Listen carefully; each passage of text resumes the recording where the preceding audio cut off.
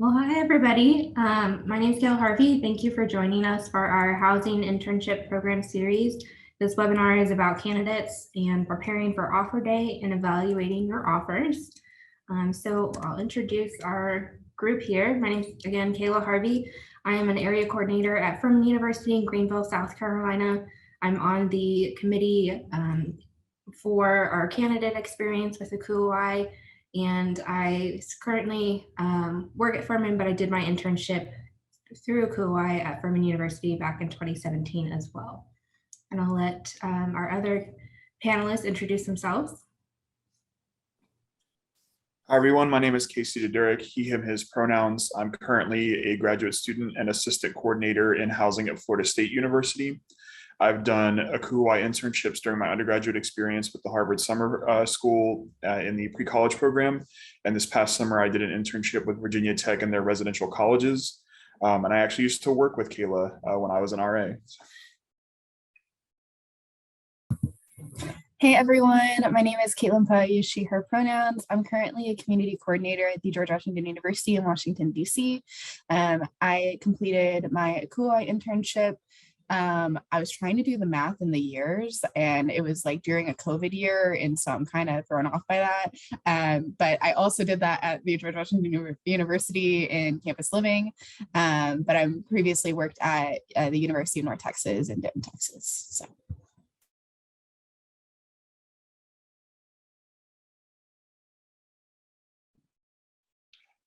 Well, shoot, Kayla, you put together a great panel. And my name is Spencer Kesey.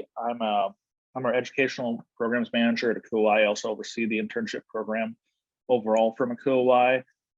We've got a great committee that's been working behind the scenes to make this a great experience for all of you. So thank you for attending, whether this is in person for you or if this is a recording. We are recording this session for folks that have questions before offer day.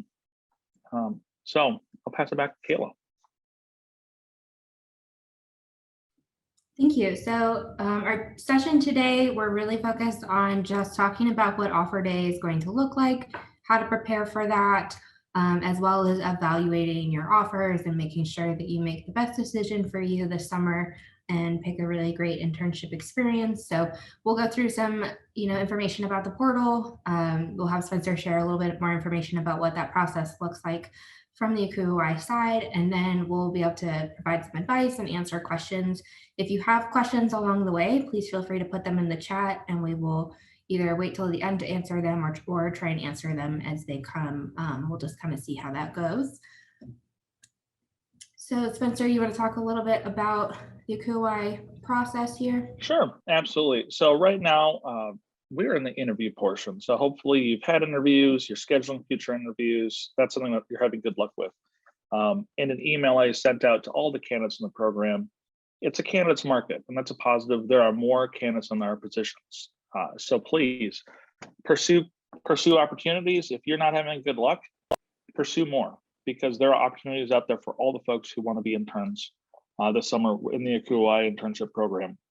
At this point, if you're having an initial interview, a second interview with the school, and it'll go well, and you might not hear from those schools for a couple of weeks, and that's okay, because you're not supposed to.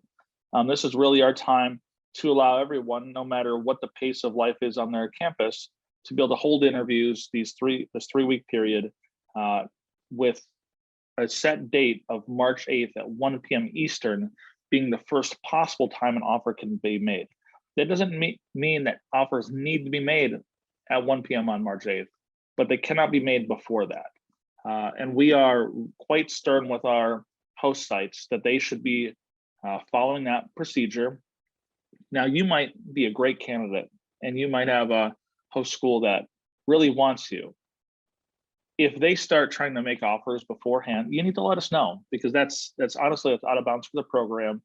And that's not a great first impression that you all should have as interns in a higher education workplace of someone circumventing policies to get you hired. So let's not do that. So March 8th, starting at 1 p.m. Eastern, you may receive a phone call, you may receive an email, you may receive a message through the ACUHO-I internship portal, but that is the first time you would get an offer. And I know we're going to note this in writing a number of times in this presentation.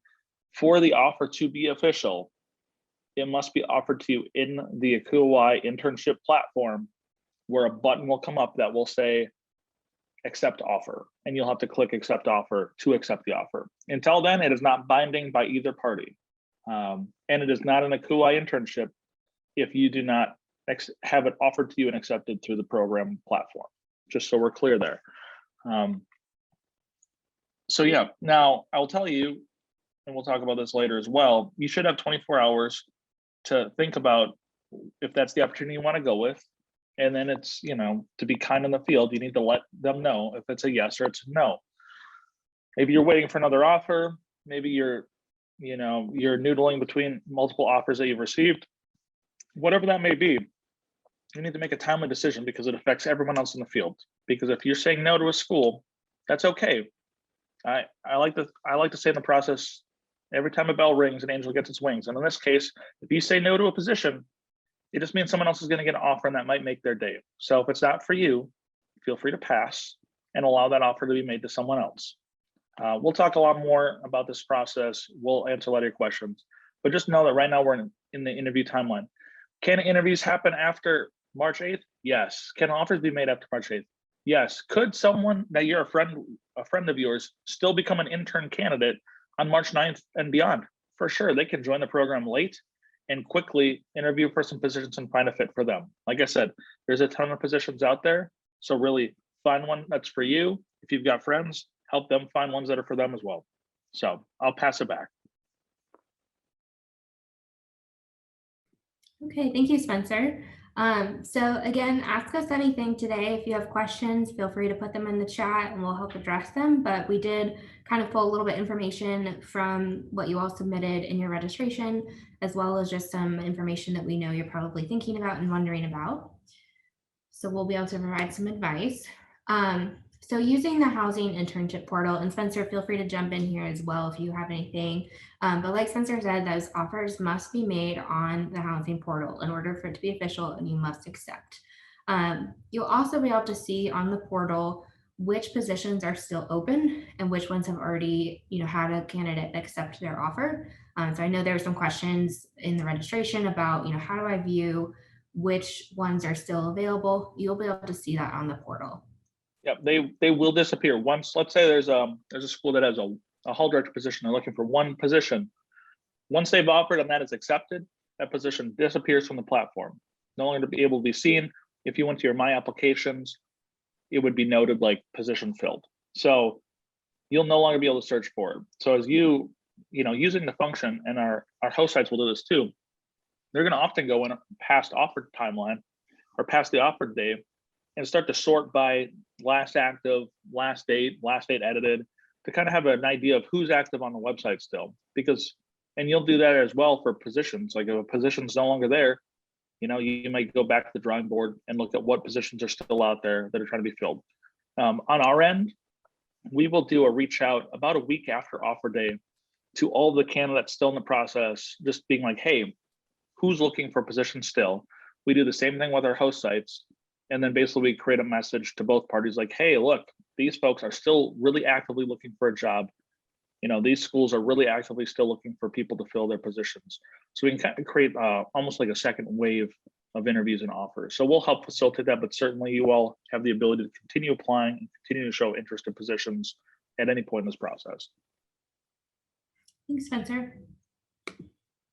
Okay, so I know we've said it a couple times already, but remember, all offers must be made and accepted through the ACUHO-I portal. So some information about offer day. So these were some of the questions, and I'll have our other panelists kind of chime in as well. So the first question is, how should I clarify the timeline for an internship? Caitlin or Casey, either of you want to jump in here? Sure. So timeline for me as a person who worked in housing, both in undergrad and in grad school, was very important because I had a solid return time that I needed to stick to in order to facilitate my own training and the training of the student staff. And so I would filter first by schools that fit my timeline.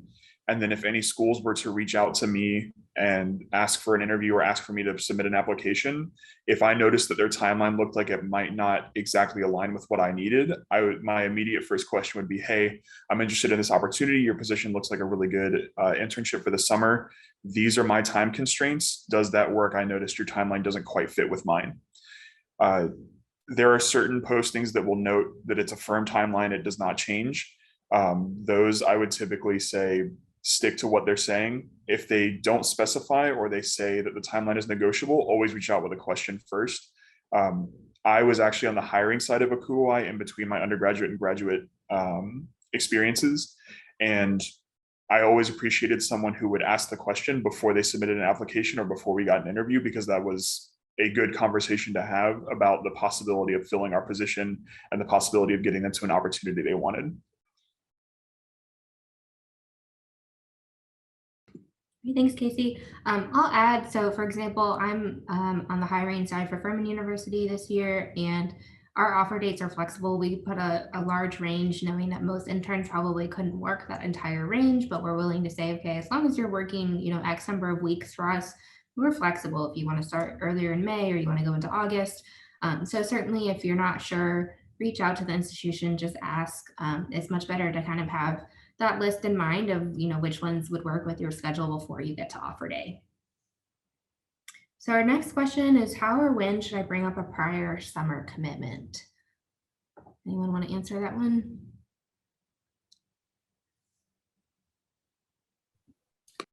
I think that truthfully, the length of time that summer commitment holds is a key factor on when you should be bringing up the summer commitment. I always think it's nice to let the host institution know what your summer is kind of looking like.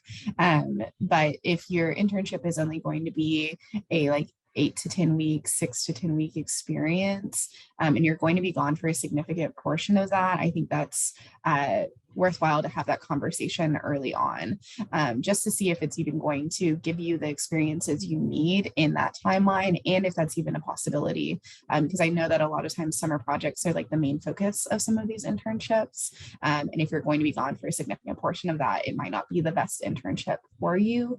But there is often some flexibility from the host side. Yeah. Another side of summer commitments that I had to navigate this past summer at Virginia Tech is my graduate program requires a 6-week course over the summer. And so just being upfront about this is the amount of time I'm expecting to commit each week to this class, and knowing that I was a 30-hour-a-week intern, and just kind of navigating what time I would need per week when I was planning on setting those assignments to be done. Just keeping an open conversation with the site that had scheduled an interview with me and we were getting close to offer day. And they were very understanding of like, oh yeah, you'll be 30 hours. You'll have the time to flex this if you need to. It is very project-based work. So if you end up with a day where nothing's going on, you can even use office hours to work. So the more transparent you are about what those commitments are, even if they're not taking you away from your site or taking you to something where you cannot be doing virtual work, the better it is to for the overall experience of your internship. Yeah, I would agree that a lot of hosts, we want you to have fun this summer. We want to make sure that you get the opportunity to explore the area. So, certainly take weekend trips. I've had interns that maybe take a 3-day weekend to go to Atlanta or something. So just talk with your hosts. But if you've got any big commitments, definitely talk about that with them before offer day. So the next question is, what would a sample email or phone response be for when you are extended an offer? I can help answer this one as someone who's done this a little bit. So first, you want to make sure that you thank them for the opportunity. You have those 24 hours to consider your offer, but you want to make sure that, say, thank you for extending this opportunity to me. I want to take the 24 hours to reflect on the experience and make sure that it's a good fit for me. Can I reach out to you if I have any questions? Something along those lines to show that you've acknowledged that they have offered, you're excited about it, you thank them for the opportunity, but that you want to take the time to consider it. If you feel like you need additional time, you can reach out to the host institution and ask if they would be willing to give you more than 24 hours. A couple recommendations with that would be make sure that you are doing that during business hours. So if you're approaching the end of the 24 hours and it's going to hit 5 o'clock Eastern time, and you think you're going to email them at 6 p.m. Eastern time on a Friday to ask for an extension, the answer is probably no. They might not be checking that email. So make sure that, especially if you're in a different time zone than your host institution that you're working with, that you're making sure that you're figuring out when would be an appropriate time to reach out to them. The other thing is, to make sure that you are aware that they might say no. Some schools are going to say, yes, we would be happy to give you a couple more hours or 12 hours or another 24 hours. Some schools might have a really competitive process. They might say, no, unfortunately, we need to move on to our next candidate if you don't feel like you can make a decision in 24 hours. So just be aware that that's always a possibility. It's not a guarantee that they will give you more time. But we also want to make sure that, like Spencer said, you're being mindful. If you don't feel like it's a good fit for you, or you've got other offers that you're considering and it's not the top one on your list, you can go ahead and say no, or go ahead and accept if you do feel like it's a good fit. We know that it's a competitive process. We know that it's really fast. 24 hours does not feel like a long time. But as Spencer mentioned, if you're taking more time to make that decision, it means that there are other potential candidates who might be next on the list who are waiting to get that offer. So we do want to make sure that we're being mindful of all candidates and all host institutions in this process and trying to make decisions in a reasonable time frame. So next question, what are my rights as a candidate when it comes to holding onto and or accepting offers? I think I've answered a little bit about that. Casey or Caitlin, anything you want to add?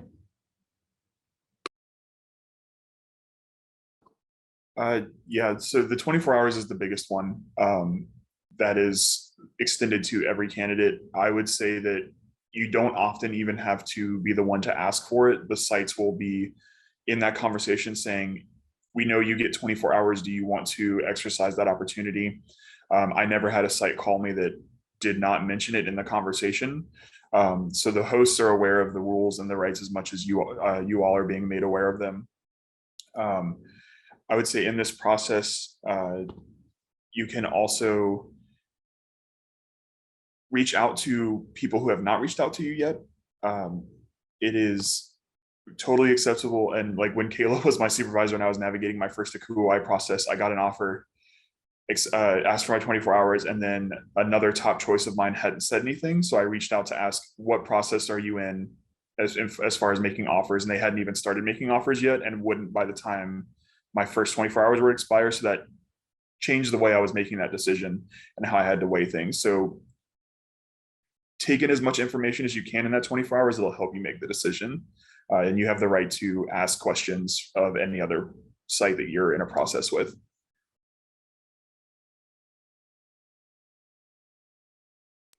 Great, thank you. I definitely recommend, you can politely reach out to those host institutions and just see, if it shows that they're still haven't accepted a candidate yet on the ACUHO-I portal, you can reach out and see, where are they in their process, and they might be able to give you information, they might not, but you can certainly ask.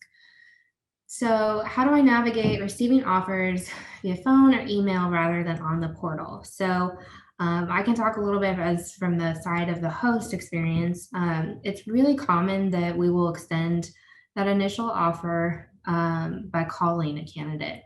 We will still make the offer on the portal. So we'll still press the button, say, we want to extend this offer to this candidate, but it's helpful for us to make a phone call or initial email. It's just a little bit more personable talking with that candidate. We can clarify questions in that phone call. We can just have a faster turnaround and being able to talk to those candidates than if we extend the offer, maybe they don't check the portal for a couple hours and then they've already used up some of their 24 hours. So it is common that we will reach out via phone or email before making that offer on the portal. So with that, I know there's a lot of different thoughts on how to manage that. Certainly if you're receiving phone calls, make sure that you're ready to take that phone call. There's no problem with you letting it go to voicemail, hearing the voicemail, getting out of class, getting out of your meeting, hearing the voicemail saying, okay, I got an offer. I'm really excited. My heart is racing. Let me take 5 minutes to calm down. And then I'm going to call them back and ask my questions, get the information. Certainly if they leave a voicemail, I would definitely recommend calling back just to acknowledge that you've received the offer, thank them again for that opportunity. Don't just get a voicemail and then do nothing with it. Same with an email if you were to get a message there. But, take some time if you need to. Don't feel like you have to answer every single phone call that you get to your phone the week of March 8th. We also know that you all are busy, that you might not answer the first time. That's fine. We're used to this. Trying to think what else. Casey or Caitlin, anything you want to add to that? I have to echo a lot of what you said, Kayla, in terms of like, you are a person and you are busy, and a lot of I know that during my experience I was also doing my graduate assistantship and I was in classes, and I had a meeting at the exact time that like offer day started, and I keep my phone on do not disturb during the workday really. So it's okay to let it go to voicemail, and it's okay to take a breath and think about, is this what I want to do? Do I want to, what are my thoughts before calling them back immediately and thinking, oh, I just need to get back to them? I think it's important to think through some of those questions that you might initially have, and think through how are you going to navigate the asking for 24 hours if it's not immediately offered, and just understand that you're a person and it can be really stressful to have like the pressure of all of this going on, but it's okay to take a minute and breathe. Yeah, again, all great advice from our other two panelists. I would say so for me, my situation was that the first couple hours of offer day fell in my office hours. So I was just working on administrative tasks, other things, and I just told the people around me in my office suite what was going on. Like, hey, it's ACUHO-I offer day. I have a couple of institutions that might be reaching out to me by phone in this time. I'm going to keep my office door closed. I usually don't, but that's what's going on.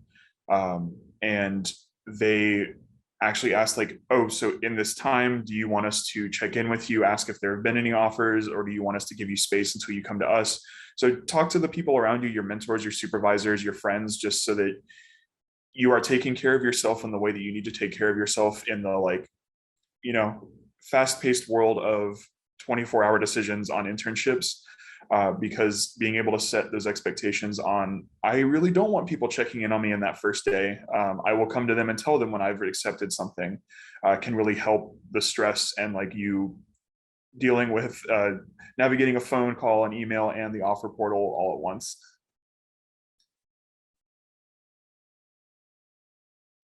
The last thing I'll add about possible phone calls on offer dates. So some institutions are still working remotely, or some of their employees might be working remotely. And so some phone calls may be coming from cell phones. So I know I've heard some, people talk about, oh, well, it's not the area code of the school I'm, hoping it is. So it's probably not them.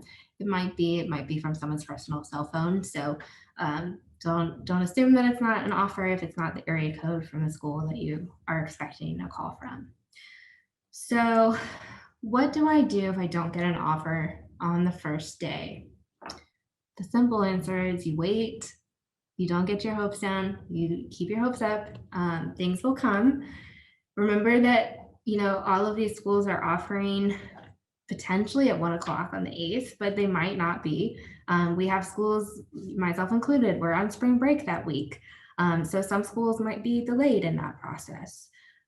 Some people who are on the hiring process might be at conferences or different things. So it doesn't mean that every single school is going to offer immediately at 1 o'clock on the 8th. It's also that they have those first 24 hours, right? And so those candidates getting the very, very first phone calls might take some time to think about their offers. And so it might not be that school even can make a second phone call or send in a second message until the next day. So don't feel that if you don't get an offer on the first day that you're not a good candidate. You are wonderful. You're going to find something great for you. Just, keep checking your email, your phone, the portal. Look at kind of, are some of the schools that I was interviewing with, have they filled their position? Where do I stand? You can, again, certainly reach out to institutions if you're wondering kind of where they're at with their process. I wouldn't necessarily reach out at 2 o'clock on the 8th and be like, where are you at with your process, right? That's probably a little too soon.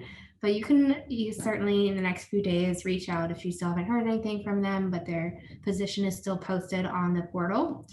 But again, like we've all said, you're going to get something great, so don't stress too much about it. I think when I went through it, I think I had one offer on the first day, and I asked for a little bit more time, and I called Furman, and that was my dream internship. They said I was next on the list, so I just waited. Their first candidate didn't accept, so I got the next phone call. It worked out great, and now I'm here professionally. So just have patience, and it will all work out.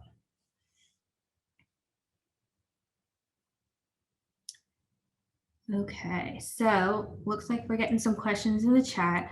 Will schools notify us if we're not receiving an offer from them? Not necessarily. Some hosts may reach out to all of their candidates once they've had somebody accept the offer and say, hey, just letting you know, we appreciated your interview. We've unfortunately accepted another candidate, but we'll keep you in the pool if anything changes. We hope you have a great summer, those types of things. Other schools may not. Some of it depends on the institution, kind of what their practice is. It could depend on how many interns they had apply and if they're going to take time to notify all of their candidates. So you're not necessarily going to get a message from them. And if you do, it might not be immediately. So that's why you want to kind of keep checking the portal and seeing, okay, is the school that I'm hoping for, are they still listed? Can I still see that their position is available? I know for me, I do reach out to all of our candidates who were not accepted, but it might be a day or two later. It's not necessarily the same day that I'm working with the candidate that I did offer to. Next question was, do schools cover travel costs or do we? For the most part, candidates are responsible for their travel. Most institutions will offer housing, meal plans, things like that. But for the most part, candidates are responsible for travel. And so we'll talk about kind of how to evaluate offers and things to consider, but those travel costs definitely are a part of that evaluation that you might want to make about your offers and seeing where that falls for you in your priority list. Any other questions from you all about kind of offer day before we get into talking about evaluating offers? And Casey and Caitlin, any other thoughts or advice you have while we wait on the chat to see if any more questions come through?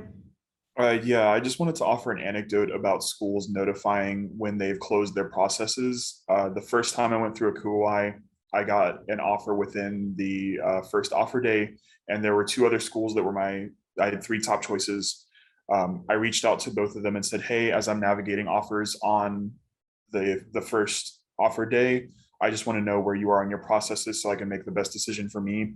One had been snowed out of their office by a blizzard and were nowhere close to offering. And so they became not an option. And the other one had told me, yes, we were going to send an email tomorrow after we'd finalized everything, but we have filled our position. So sometimes you will get to them before they are formally sending their email.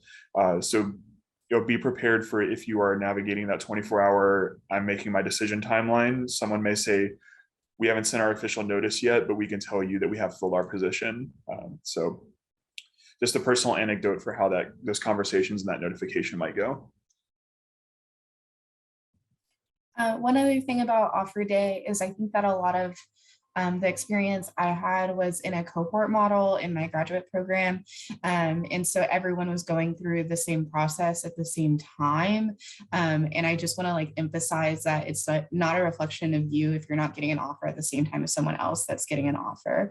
I know that was a really big thing in my cohort because it was just everyone was doing the same thing all at the same time. People were asking questions. And so to Casey's point earlier about communicating your needs with others. I know that my cohort kind of discussed not talking through some of the offers that were happening just so that we weren't putting pressure on one another.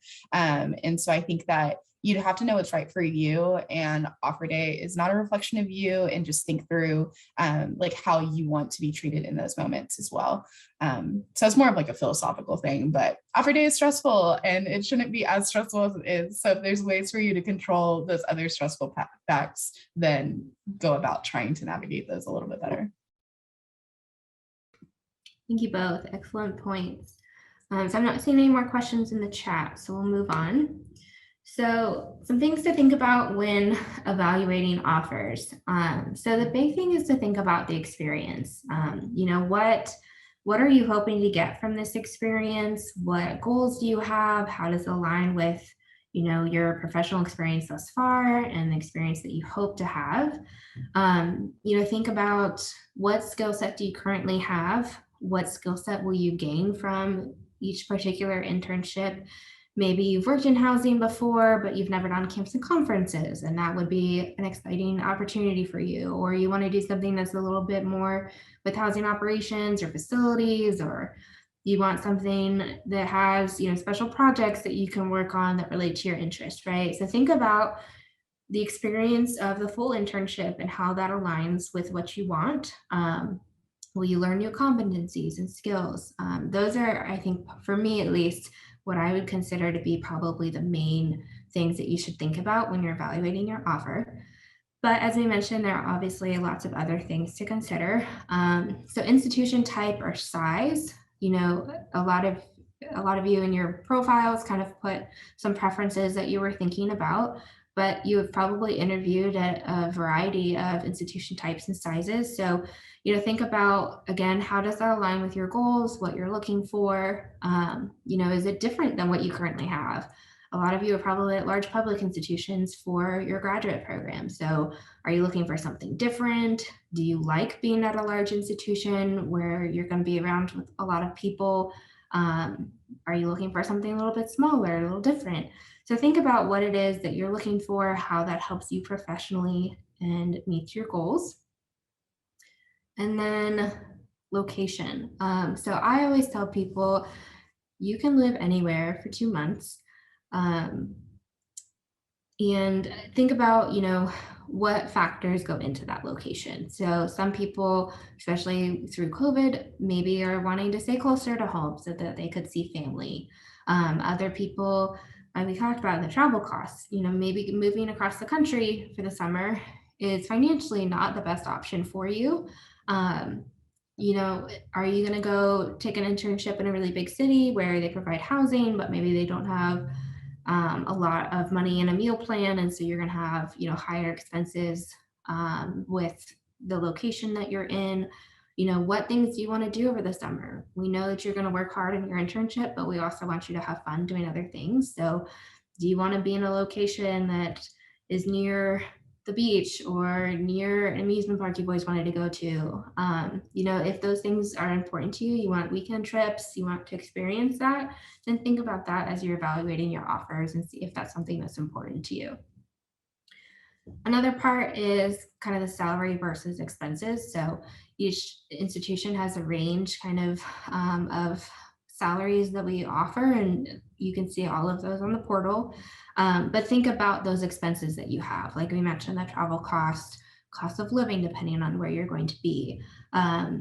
If you're in a really, really fun location and you know that you're going to go do stuff every single weekend, are you factoring in your costs of all of the entertainment or weekend trips that you might make? So thinking about, you know, does the salary kind of match my expenses? Is that important to me? Is it not? You know, that is obviously a factor that you should consider as well.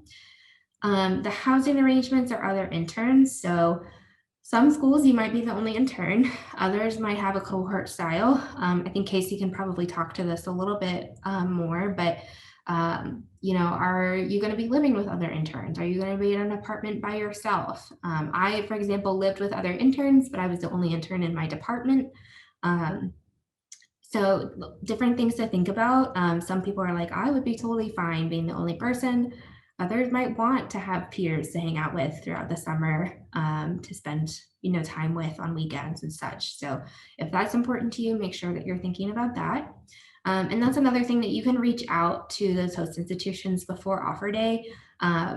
and ask, because some institutions, we might only be hosting one intern through ACUHO-I, but we might have a NOTA intern. We might have an intern from a local university or from our own institution.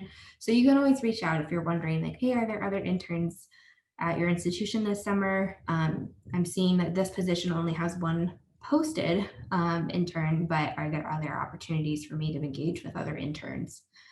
And then looking at other benefits. So, are there things again that are important to you? Like you really want gym access, or you want to be able to go to campus events or things like that. Each school is going to have different things like that. Do you need to pay for parking, or is that provided? All of those things, they're smaller, but sometimes we have our non-negotiables, and those things can be important for people. So Casey and Caitlin, I know I just kind of went through a whole lot on that list, but anything you want to add to that or talk a little bit more about? Yeah, as Kayla kind of called attention to with the intern cohort, that was my experience this past summer at Virginia Tech. And it was one of the reasons when I was considering the experience I would get that Virginia Tech was going to be like an automatic yes from me if I got an offer. So I would say, and I'll explain a little bit of why my thought process behind that, just as like an example of what you might consider. But to get your thoughts organized for me to have the best evaluation between offers possible, I would ask any question I had about a part of the job posting or a part of what someone told me in an interview that sounded interesting. So when I saw a cohort model of interns, I was intentional to ask about that several times with the different people who interviewed with me and with the director of housing who checked in with me about a week after my interview just to see if I had any questions. I really wanted to know what the vision for that was and how it was going to be executed. And it ended up being one of the most rewarding parts of my experience, professional development wise, over the summer. So I would say, depending on what you're looking to get, cohort model can be really fun. Virginia Tech was intentional about connecting us with the NOTA intern cohort as well. So there were about 8 interns that all knew each other, went to lunches together, did some professional development together. We spent more time with our fellow ACUHO-I interns, but the way that they treated us as a group and as a group of people who are looking to develop the most ways possible over a summer really spoke to me. So that was something that I really considered when I was evaluating Virginia Tech as a potential site. And I was glad that I did because I ended up really enjoying my summer. So a little bit of a personal story, a little bit of advice on ask as many questions as possible over every part of the job posting that sounds interesting. I think what I would offer is I was very critical of like what experience I was looking for, institution type wise, location wise, and the things that I was doing. I felt like looking at my resume and looking at my experiences, I was at a state public institution in Texas. And I was like, okay, how can I get a very different experience from what I'm experiencing right now in this 2-month journey that I'm going to have?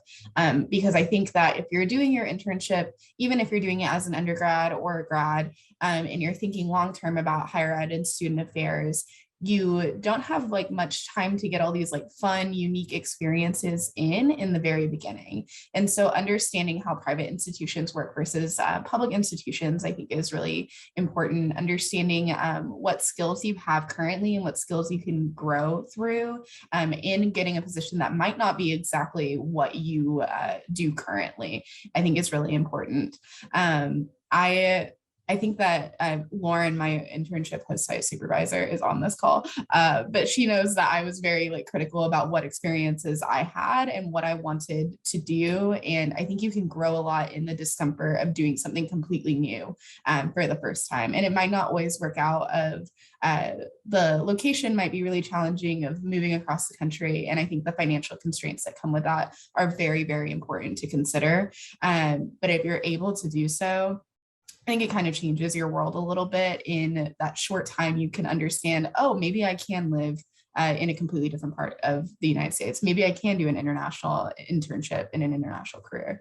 And so I think you can really, you have to be really critical about looking and being introspective of what skills you have, what you want to grow in, and not just seeking out like the comfort points, because I think it's really easy to fall into that and then fall into that in a full-time role. So just try and be a little uncomfortable. That's my advice. I love that. Thank you, Caitlin. So, we said it already, but focus on the experience that you're going to get.